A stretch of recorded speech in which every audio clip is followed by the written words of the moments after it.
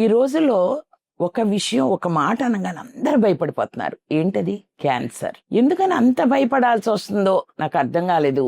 ఒకప్పుడు ఎయిడ్స్ అన్నా కూడా అలాగే ఉంది. ఇప్పుడు క్యాన్సర్ అనేది సరే వచ్చింది, రాకుండా ఎలా చూసుకోవాలి, వస్తే ఏం చేయాలి? మనం రెగ్యులర్ గా చెకప్స్, లేడీస్ కి మెయిన్ గా breast cancer, cervical cancer, ovarian cancer, ఈ 3 చాలా ఎక్కువగా ఉన్నాయి. నా దగ్గరికి ఒక 10 ఏళ్ల క్రితం మా దగ్గర పనిచేసే స్టాఫే లక్ష్మి అని తను వచ్చింది. వచ్చి ఏడ్స్తోంది. వచ్చి ఏంటమ్మా అంటే, మా చెల్లికి క్యాన్సర్ అన్నారండి, ఒక హాస్పిటల్లో టెస్ట్ చేశారండి. ఓకే, ఏది ఇప్పుడు చెల్లేది అంటే ఇంటి దగ్గర ఉంది, ఇప్పుడు రమ్మని చెప్పు అన్న. నేను వాళ్ళ చెల్లి వచ్చింది.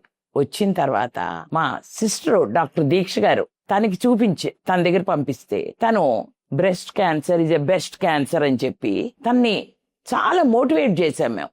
చేస్తే సేమ్ డే నైట్ అండి తను బసవతారకం క్యాన్సర్ హాస్పిటల్కి వెళ్ళింది, హైదరాబాదు. సర్జరీ అయిపోయింది, ఫాలో అప్ ట్రీట్మెంట్ అయిపోయింది. ఈ రోజు హెల్దీగా ఉంది. ఆ అమ్మాయి ట్రీట్మెంట్కి వెళ్ళేటప్పుడు చక్కటి పట్టుచీర కట్టుకుని అలా వెళ్తూ ఉంటే మిగతా పేషెంట్లు అడిగేవారంట, ఏంటమ్మా ఏదో ఒక పండక్కి వచ్చినట్టు పబ్బానికి వచ్చినట్టు వస్తున్నావు అని చెప్పి అనేవారంట. అవును, ఏముంది, నాకు వచ్చింది క్యాన్సరే కదా అని తను మళ్ళీ ఇంకొక 10 మందికి మోటివేట్ చేసే స్థాయికి దిగింది.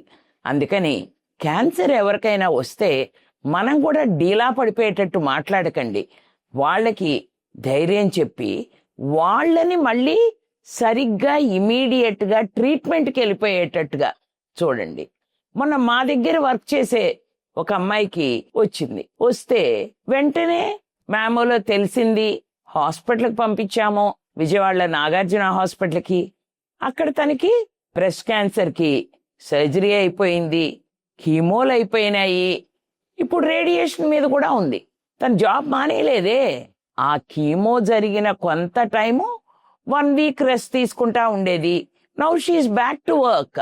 అందుకని క్యాన్సర్ రాగానే మనం ఏదో అయిపోయామని చెప్పేసి అనుకోకండి.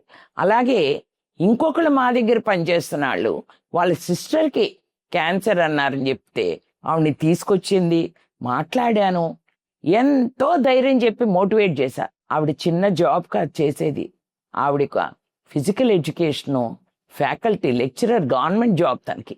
ఈ రోజున ట్రీట్మెంట్ అంతా అయిపోయి కారు ఆవిడే నడుపుకుంటూ వర్క్కి వెళ్తున్నారు. సో అది కావాల్సింది. అందుకని క్యాన్సర్ వచ్చింది అనగానే భయపడ్డం కాదు. మనకి ఎవరన్నా తెలిసి వచ్చింది అనగానే వాళ్ళతో కూర్చోండి, మాట్లాడండి, కొంత టైం స్పెండ్ చేయండి. మనం టీవీలో సీరియల్స్ చూడకపోయినా పర్లేదండి, కానీ మనం తోటి వాళ్ళకి ఉపశమనం ఇచ్చే మాట చెప్పండి. చెప్పి వాళ్ళని ఎంకరేజ్ చేయండి. వాళ్ళకి ఎప్పుడైనా వెళ్లాల్సి వస్తే తోడుగా హాస్పిటల్కి కొంత టైము మనం ఇవ్వగలిగితే గనక వాళ్ళు హెల్దీ ఫుడ్ తీసుకుని మానసికంగా ప్రశాంతంగా ఉంటూ ఎంతో ఆరోగ్యంగా తయారవుతారు. చక్కగా బ్రీదింగ్ ఎక్సర్సైజ్ చేయండి, యోగా చేయండి, ప్రాణాయామం చేయండి, వాకింగ్ చేయగలిగినప్పుడు వాకింగ్ చేయండి. జాగ్రత్తలు తీసుకోవాల్సినవి జాగ్రత్తలు తీసుకుంటూ యాన్యువల్గా కానీ హాఫ్ ఇయర్లీగా కానీ చెకప్స్కి వెళ్ళండి. అందుకని నేను చెప్పేది క్యాన్సర్ సర్వైవర్స్ కానీ వాళ్ళ ఫ్యామిలీ మెంబర్స్ కానీ చెప్పేది ఏంటంటే, అధైర్యపడాల్సిన అవసరం లేదు. ఈ జబ్బు నాకే ఎందుకు వచ్చింది అనుకునే దానికంటే, లేకపోతే మా పిల్లకే ఎందుకు వచ్చింది అని చెప్పి అనుకోకండి.